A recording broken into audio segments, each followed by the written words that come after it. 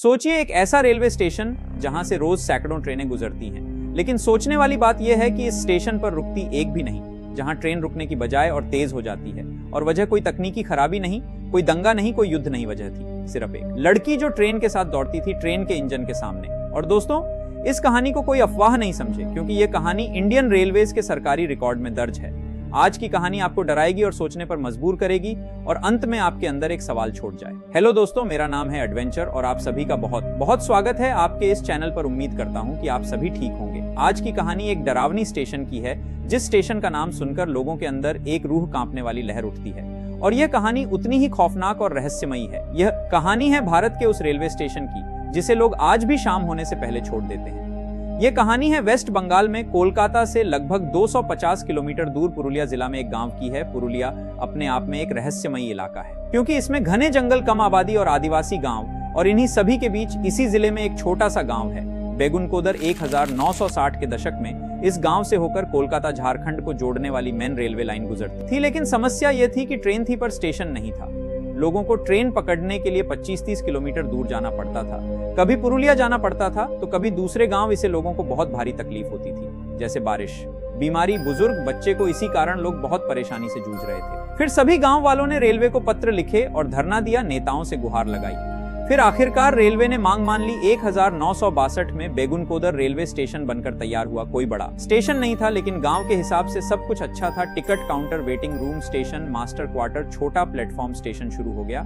ट्रेनें रुकने लगी। गांव में लोगों के अंदर खुशी जग गई। लेकिन दोस्तों, ये खुशी सिर्फ 5 साल तक ही रही। 1968 में यहाँ पोस्टिंग होती है एक नए स्टेशन मास्टर की, जिसका नाम था मोहन। मोहन रेलवे के ईमानदार और सख्त अधिकारी थे। एक शाम जब एक पैसेंजर ट्रेन स्टेशन की ओर आ रही थी तो मोहन की नजर ट्रेन से आगे एक ऐसे दृश्य पर पड़ी जिसे देखकर मोहन के अंदर एक ठंडी लहर दौड़ गई। मोहन ने देखा पटरी के पास एक लड़की दौड़ आ रही है। उसने सफेद साड़ी पहन रखी है और उसके बाल खुले हुए हैं। वह नंगे पर पटरी पर भाग रही है और थोड़ी देर बाद वह गायब हो गई। इस हादसे को देखकर मोहन के अंदर एक डर तो आया, पर उन्हें खास उसे चीज पर ध्यान नहीं दिया।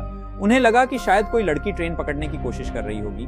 उसने यह बात कहकर नजरअंदाज कर दिया, पर उन्हें नहीं पता था कि यह नजरअंदाज उन्हें कितना भारी पड़ने वाला था। फिर होता है दूसरा दिन। दूसरे दिन भी मोहन से इस लड़की को ट्रेन के पटरी पर भागते देखे हैं। यहाँ मोहन को थोड़ा डाउट हो गया।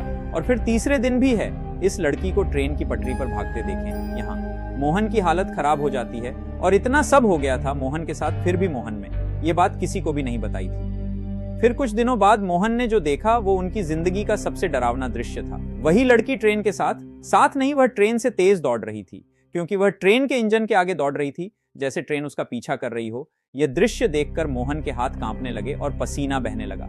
फिर इसके बारे में उन्होंने कर्मचारियों को बताया, लेकिन किसी ने यकीन नहीं किया। फिर कुछ ही दिनों में मोहन बीमार पड़ गए और फिर उनकी मृत्यु हो गई। इसके बाद जो भी स्टेशन मास्टर आया, उसे भी से यही लड़की इस रूप में दिखती थी।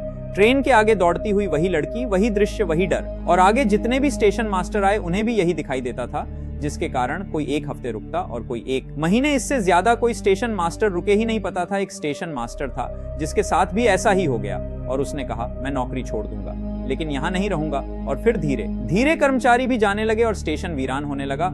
और फिर डर सिर्फ स्टेशन तक नहीं रुका, ट्रेन ड्राइवरों में भी यह डर फैल गया। स्टेशन से पहले स्पीड बढ़ा दी जाती, खिड़कियां बंद, दरवाजे बंद, और यात्री भी स्टेशन की तरफ देखने से डरते थे।